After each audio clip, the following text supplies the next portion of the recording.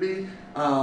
And that's, kind of part of, when you are a W-2 employee, especially if you're one at a company that's growing, especially if you want to grow within the company, if you want to rise in the company, they're going to have demands on you. And as you elevate in the company, a lot of times those demands increase. So that felt like it wasn't good for my family now. So those are kind of the two sides. And so as I was with that company, I'm like, okay, I guess I got to go back to being a home health physical therapist now. And that was like, I just felt like I couldn't do that. I was already doing that. I'm bored. I can't do that. So I started looking around, like, what are the other options? And that's what you guys are doing. That's great that you guys are doing this, because there's so many options out there. And who's seen this book or read this book?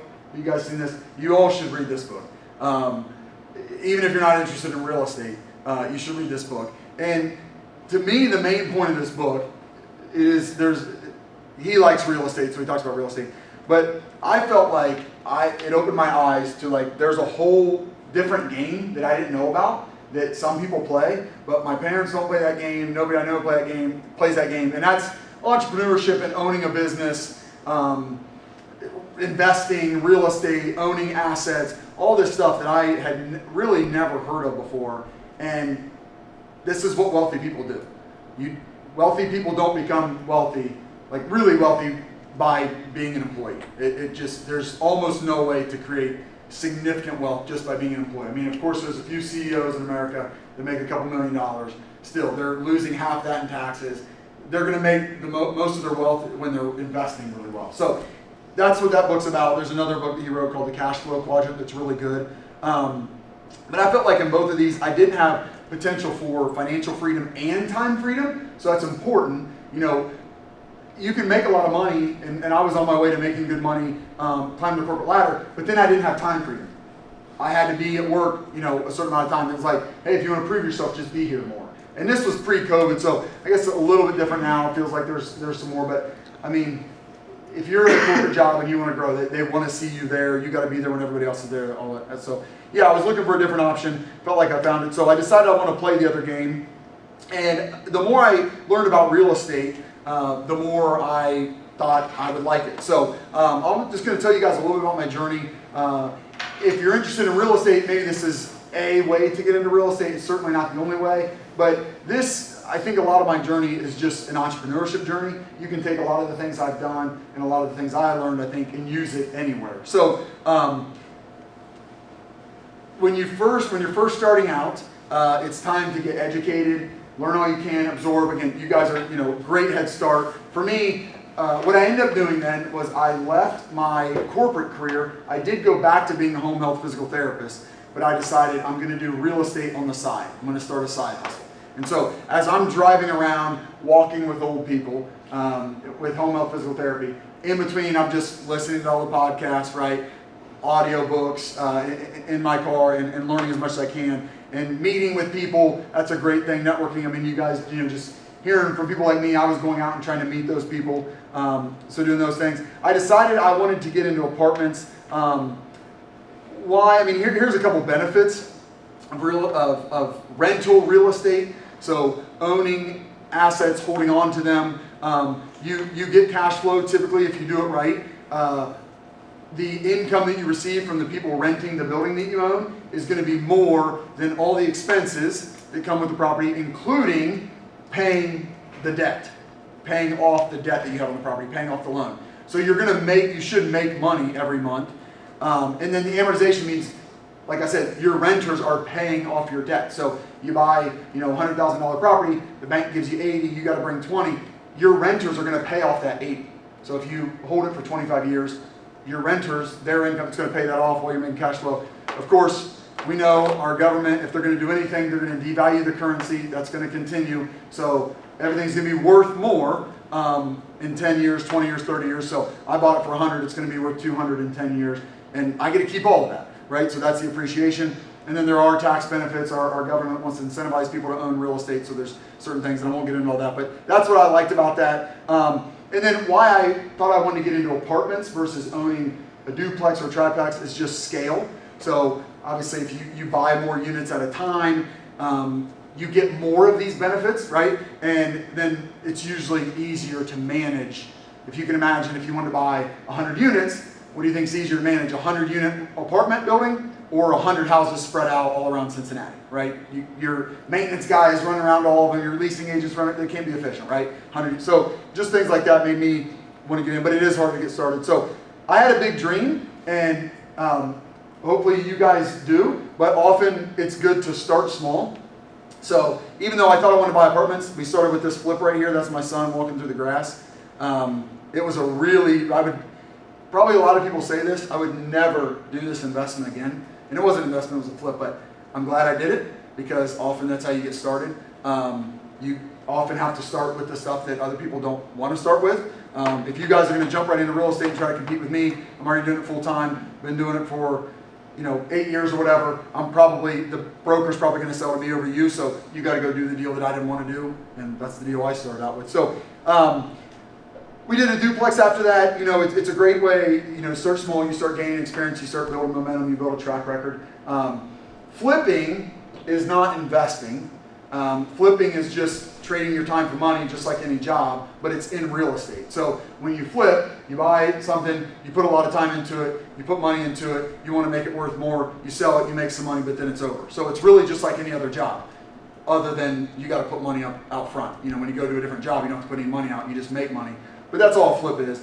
If I would have held on to this and made it into a rental, then that's investing. Now I'm paying off all those four benefits of owning rental real estate that I talked about. Now you get those, but you don't get those with this. You don't get appreciation because you didn't hold on to it long enough. You're not paying off the debt because you're selling it, things like that. So it got us in the game, but then we took our next step. So this is actually just down the road, right off of 42 in Spring Valley. That's a 16-unit apartment. It used to be a school. Somebody turned it into a nursing home, and then they turned it into an apartment, and then we bought it. So this was a point in my entrepreneurship journey where, we did a flip, we did a duplex. It felt like, okay, we could do that again. That's what my wife was voting for. She's like, okay, I've just gotten my arms wrapped around this. I'm comfortable with the duplex. Let's just do another one. But my goal was to buy apartments, and I was steadfast in that. So I was just ready for the next step. And when you get a duplex, it's a great way to get started, but you start running some numbers, and I think at the time I was like, okay, we're making maybe $200 per unit per month in cash flow. So $400 per month, right? That's $4,800 per year. So I'm like, okay, it's $5,000 a year. I mean, that's not a lot to move the needle, right? So okay, well, we got to do, if we do 10, that's 50 grand a year. Okay, like that's enough to move the needle, but it's not getting me out of my job. So I got to do 20 duplexes, and I just felt like I don't want to do 20 duplexes. I'd rather do one 100-unit apartment. So it was like that was still the path I wanted to be on. But we were overwhelmed by the idea of buying a 16-unit apartment building. And on your entrepreneurship journey, you're going to run into times like this. And if you want to be an entrepreneur and you want to stay in the game, you're going to keep pushing forward. Now, it doesn't mean you can't do another duplex. You can do that. But if you have a dream, you're going to have to push through some of these times where you feel overwhelmed. One way, and push through. So, I refuse to get comfortable. I will talk about. I guess I'll talk about that later. But this was a big thing for me. Was again, it was comfortable to buy another duplex, but I refused to do that because I had a goal of buying an apartment. So I was like, okay, well, what's next? We're going to keep pushing outside of our comfort zone. So we did the 16-unit. We bought a few more. Then we bought a 45-unit. This is a 96-unit or 95-unit that we own east of Cincinnati. Another big part of being an entrepreneur is taking risk. So I should have done a slide on this, but I feel like there's a few different types of people. Unfortunately, most Americans, they spend everything they make. So that's one type of person. They make 100 grand a year, they spend 100 grand a year. They're going to work until they're ready or able to collect Social Security, and then they're going to live off that. They just live off all the money they make. Then there's some people that are better than that, do better than that, they're financially better than that, and they're going to make 100 and spend 80. So they get to save 20 a year, right? And you can do that and save up, and a lot of those people just save that money, and that's good. You're going to have a nest egg to retire with. But then there's some people that make 100, spend 80, and they save up that 20, and then maybe they do it for a few years, and then they've got 60, but then they invest that 60. And the people that are making 100 and spending 80 and saving 20, they're getting a 401k, right? That's part of the making 100. But these people go out and find other investments. They buy a little business, they start a little business, they buy real estate, but that takes money. And so that's what my wife and I did. We were willing to take that risk. So while some of our friends were saying, hey, we made 100, we spent 80, we got 20, let's buy a new vehicle. We didn't buy the new vehicle.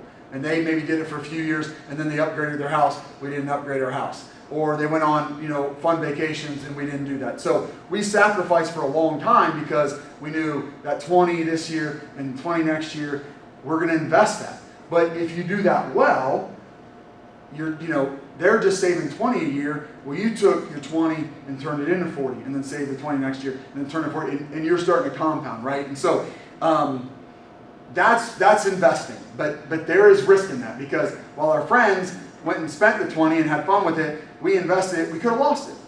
We didn't, but we could, and that's the risk you take. But you can't grow without taking some risk. You can decide how much that is. I think we took more, but not everybody is built for this. So likely you guys are built for entrepreneurship. You've self-selected for that. You'll find out if and when you start doing it for real. But most people should not be entrepreneurs. It's you have to like risk, and you have to like being uncomfortable and pushing yourself and going against the crowd. It's not consensus to be an entrepreneur, right? I mean, of all the companies, only one person, maybe a few, started the company, and then thousands of people work for them, right? So it's obviously a select few. You also have to be willing to fail.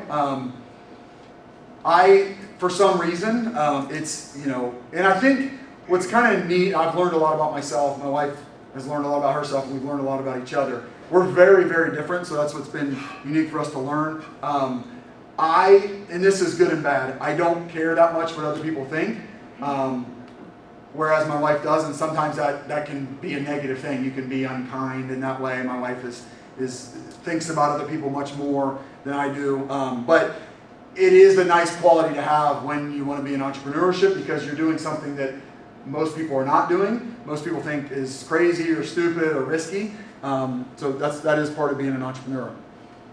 So this is an important chart, because this is how I think of a W-2 job, a more traditional job in entrepreneurship.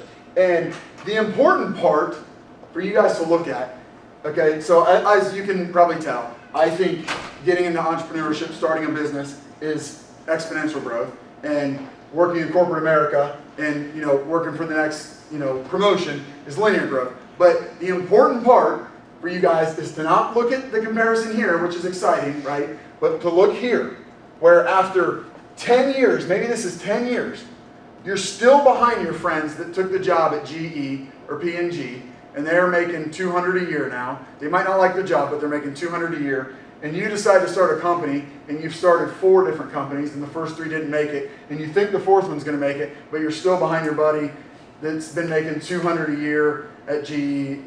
Maybe he started at I don't know what they start at these days, 100, 150, whatever. And you're still behind him. That is what you need to look at, because that's what you're signing up for. But I believe if you stick with it a few more years, now you're here and they're here. And I mean, that's whatever. Like, we're God-fearing people. It's not all about making money, but God gave us this. And that was something I really struggled with, to be honest with you guys. I don't share this all the time when I do this presentation, but for you guys I will.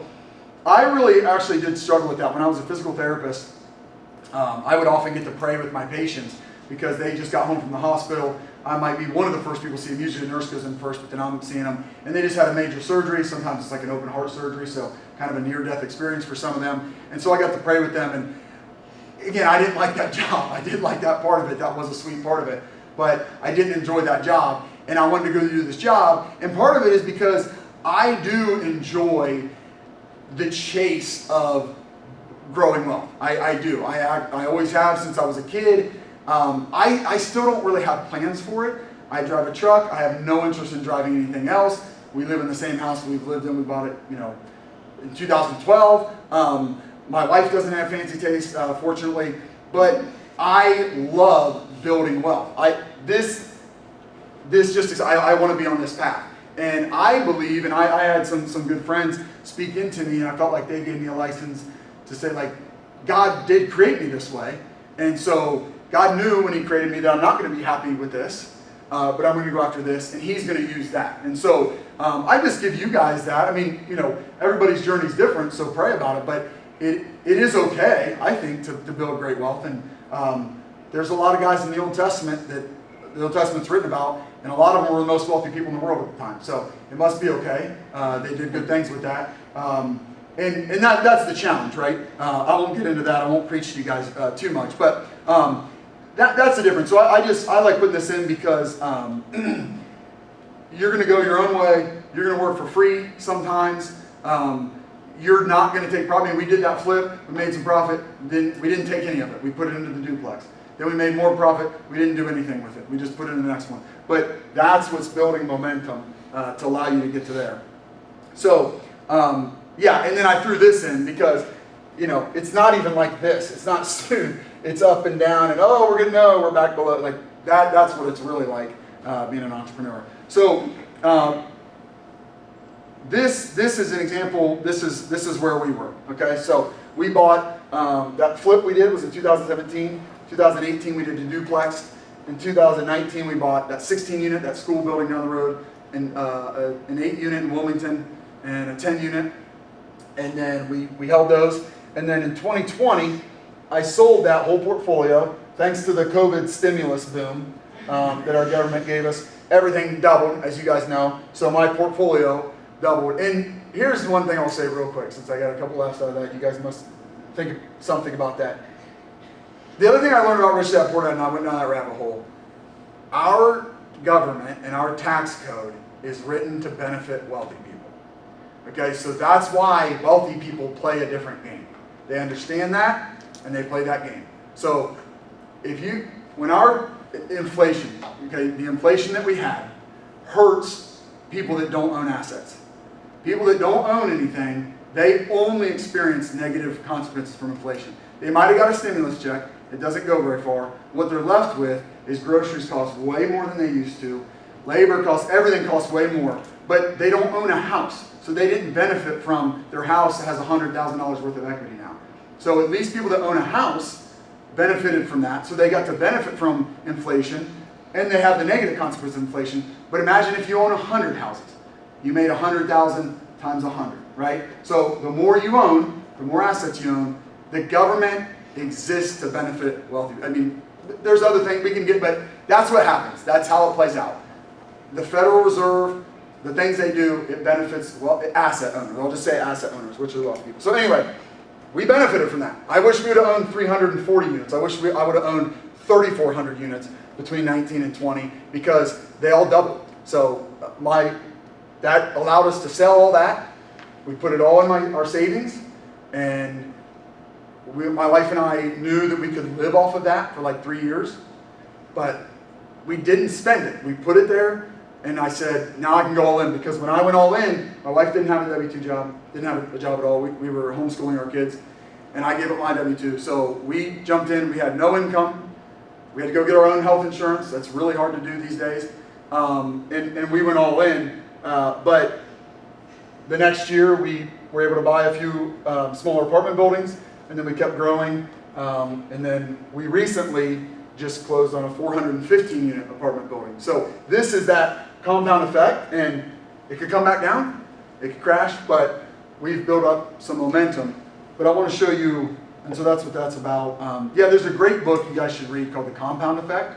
It talks about this. And one thing he gives this great picture. If you ask somebody, if I gave you $4 million, if I gave you a choice, and I could give you $4 million today, or I give you a penny today, and I double what I give you every day for 30 days. It's like impossible in your brain, at least as in mine, to imagine that you're going to be better off starting with a penny and doubling. But actually by day 30 you have like $5.3 million. So how do you go from getting a penny, and then 2 pennies the next day, 4 pennies the next day, 8 pennies the next day, right? It just seems impossible. And again, back to that chart I was showing you where you guys got to be okay with this. You got to be okay with the other guy got $4 million. In 20 days into this, I forget what it is, but like you have like $1,200. You're so far behind. but it's this compound effect, right? So we sold this portfolio, and actually in 2020 we had 0 units, all that time, but we had built a lot of momentum, a lot of connections, and we kept growing. So it actually took way longer though. I want to show you guys this, because actually our story started back when my wife and I got married in 2009. I had a bunch of student debt. She was smarter and had hers paid off.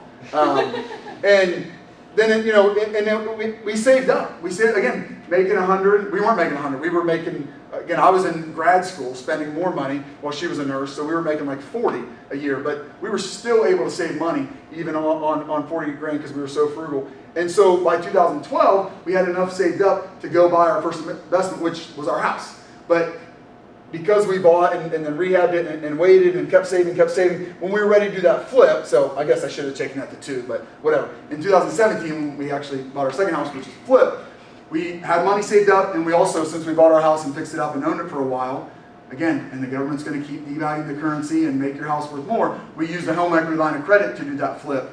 Our cash, home equity line of credit to do the flip, to do the duplex. So actually, it started back then. So you guys, that's you guys right now, right? Like you guys can start now. But it takes a long time. That's how long it takes. That's that exponential growth there. So, yeah, I did nothing special. I don't have special talents or skills.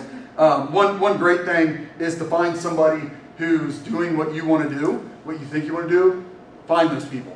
Another key to that, though, especially as believers, is find somebody who also has the life that you want to have. So you might find some guys or girls that are killing it in business, and you want to own the same. You want to kill in business like them, but their life sucks. They're divorced, so don't follow that person too closely. Maybe learn some from them, but don't do it. So, just want to run through a few things, guys. Again, this is a little bit specific to real estate, but you can do this in anything. And I already sent you the PowerPoint. I don't mind you sharing that since I'm going through. So I'm going through fast, but you guys can have this if you want to. But it starts with education. You guys are already doing that, so kudos to you. So I put this together. For a couple action items that, again, who's already done what you've done, sign up to learn from them, to take them to coffee, take them to lunch, do something like that, and get yourself educated.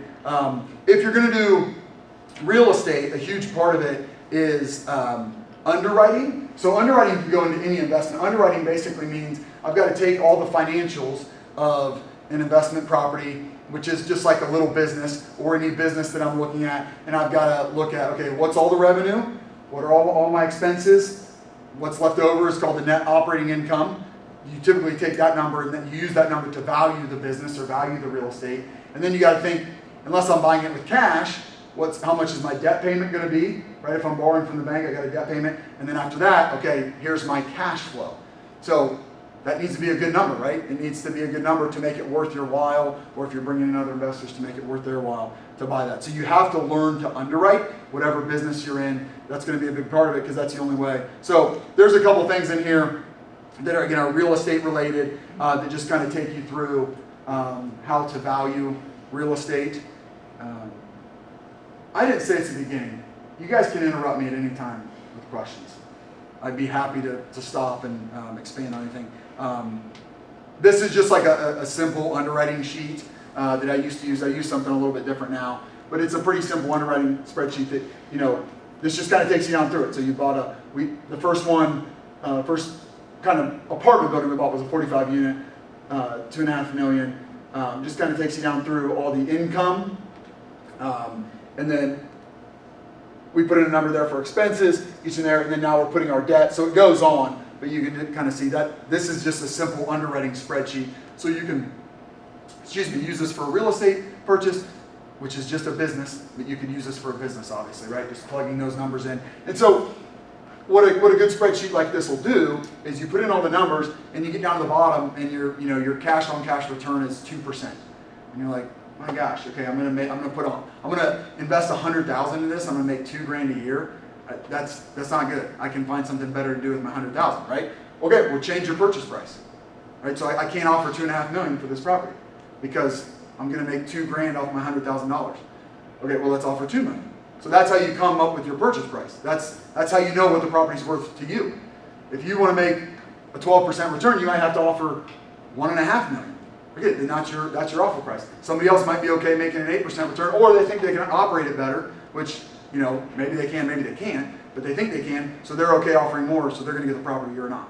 But you got to be comfortable with your numbers and with what you're going to profit off the property. Otherwise, you should do something else, right?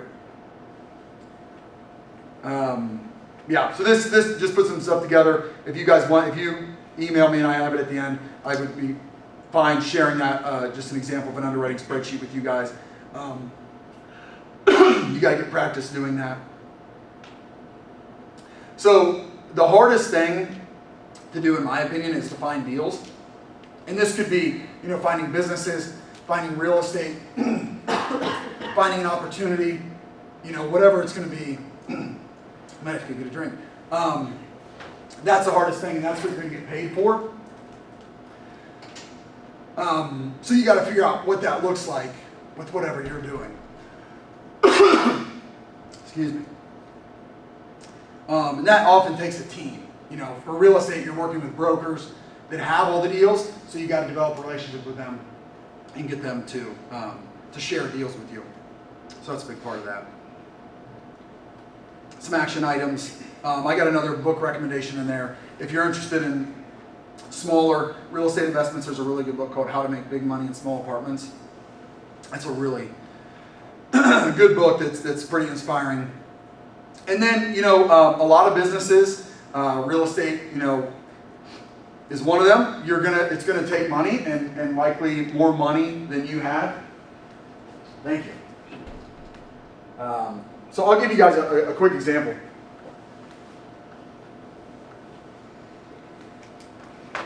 I mentioned we used a home equity line of credit to do the flip and then to do the duplex. But when we got the 16 unit, we needed $100,000 to buy that.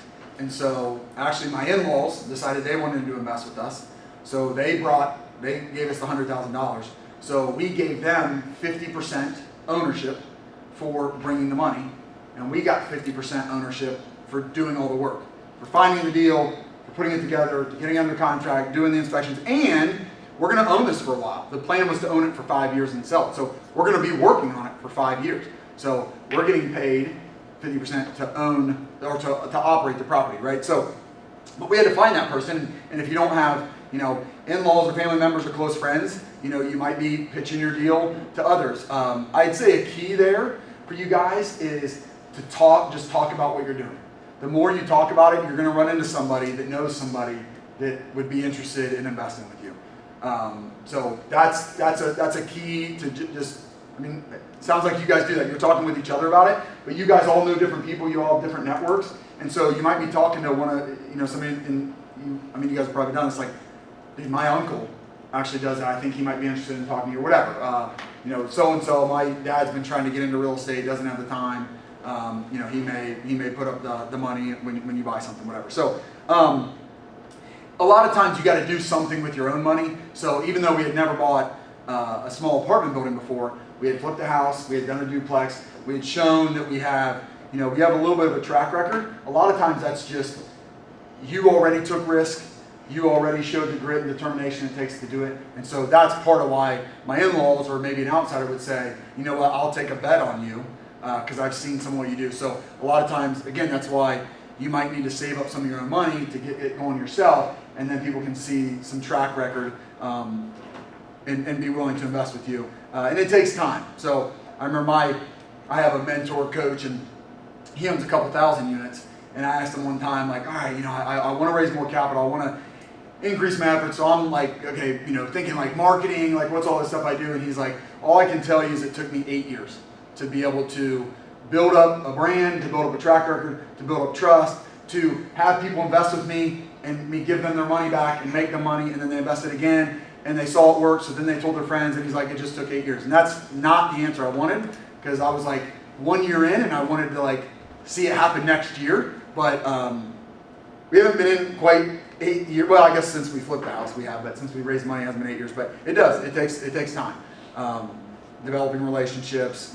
That's how you do that.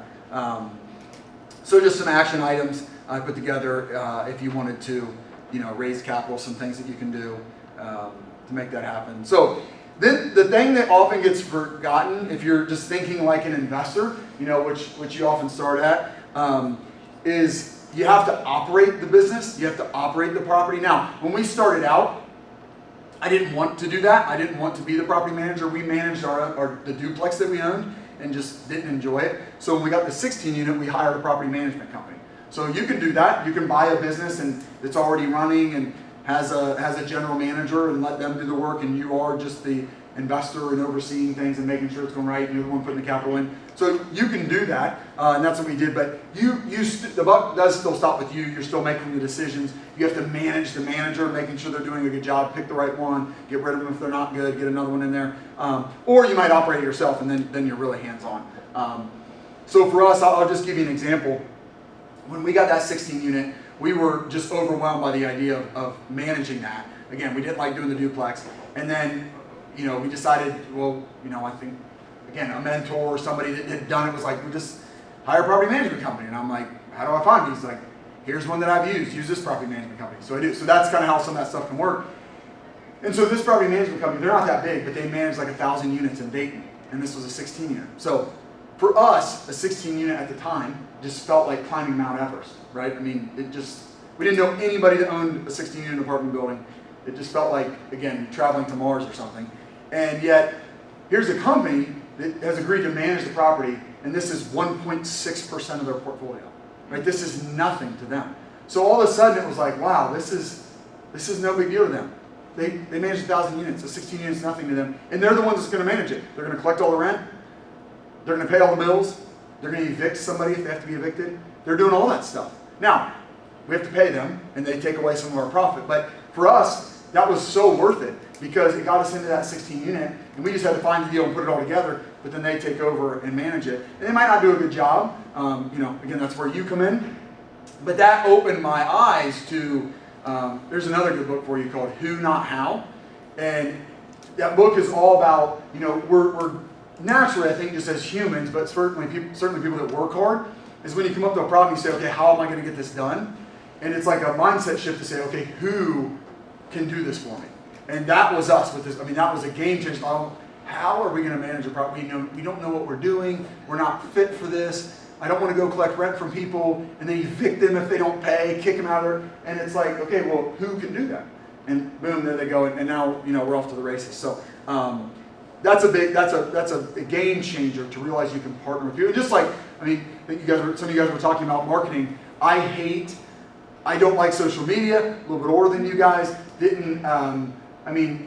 I grew up with it, I'm not that old, but I don't like marketing on social media. But some people love it and do it really well. So hand it up. Again, it does cost money, but as a business owner, as an entrepreneur, you're going to learn to utilize other people's skills, and all of a sudden they're doing it way better than you are. They enjoy it, and now you can focus on other things. So just say that here. I think I said something, just some action items here for doing that. I heard this the other day, actually. I said it in a different way, and I was like, it's actually, I think you can make it in 3 Ds, but I think Brandon Turner was talking about this, and the guy that used to do the Bigger Pockets, but he says this, and I really like, he says, it doesn't matter as much what you decide, it matters that you decide. So as an entrepreneur, you can get shiny object syndrome and try to do a bunch of different things and never really decide on what you're going to do. And that's one thing I did do pretty well, and I guess God just put it in front of me, and I fell in love with it and just decided on it. But you do have to decide, because if you keep doing all these different things, you're never going to build momentum. And so it is important that you decide, and you have to stay dedicated to it. Again, that compound effect. 5-10 years in, you're still behind, but you've built up so much momentum. And if you stop then, you never get to see the fruits of all your labor. You never get to see that momentum pay off. So you have to stick with it. It's every day. It's doing all the little things. And then it takes a decade. And it doesn't have to. You can have success. And we had success. I got to quit my job, 3 years after we did a flip, we did a duplex, we did the 34 units, and then I got to quit my W-2. So I didn't have to wait 10 years for it to pay off at all. But you'll be amazed how much can happen. And that's this quote right here. They're really I couldn't find who said it, but most people overestimate what they can do in a year, but vastly, sometimes to a huge degree, That was a question. Okay, I know you're getting me fight because I know, but they underestimate what they can do in 10. And I could not agree with that more. A lot of times you think you can do a lot in a year, and it's going to take more than a year. It might take 3, and it's very frustrating because after a year you feel like you've done nothing. Because like if you decided I want to get into multifamily, I want to do what Lee does. You might do a lot of really good things, and you might have built a ton of momentum, and you might talk with me, and I'm like, dude, you've killed it this year, and yet you own 0 units. And so you're like, I've done nothing. It's not true, but it takes longer. But what you don't realize is 10 years from now, you're going to own 1,000 units. But after year 1, you own 0. So it's kind of, again, it's that compound effect. It's hard for our brains to conceptualize that. What's that game? That's Robert Kiyosaki's game. That book, Rich Dad Poor Dad. This is actually for kids. So he has one game. I haven't. I've never played it. His cash flow game is, I mean, well, there's a lot of board games that take a lot. Maybe you guys should play it. It's literally like Monopoly on steroids, I guess. It's like, buying properties, owning assets, paying taxes, and then this is like a version for kids. And you have an asset or like a balance sheet and an income statement that you fill out all along the way. Yeah, that's right. Yeah.